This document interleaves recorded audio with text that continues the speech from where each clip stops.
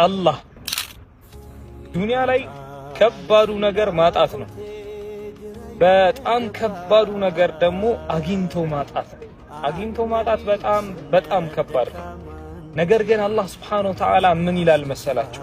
ኢነሁ እሱ ራሱ አላህ Subhanahu Wa Ta'ala ማለት አላ ረጅዒሂ ለቃዲር መመለስ ላይ የሚችል ጌታ ነው።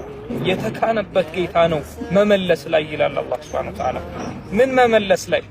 ያጣችሁትን ሳቅ መመለስ ላይ፣ የተለያችሁትን ቤተሰብ ጤና፣ ያጣችሁትን ትዳር፣ ያጣችሁትን ገንዘብ፣ ልጆች ምናምን መመለስ ላይ ያጣችሁበት ጉዳይን መመለስ ሲጀምር የሚችልበት ጌታ ነው ይላል አላህ Subhanahu Wa Ta'ala።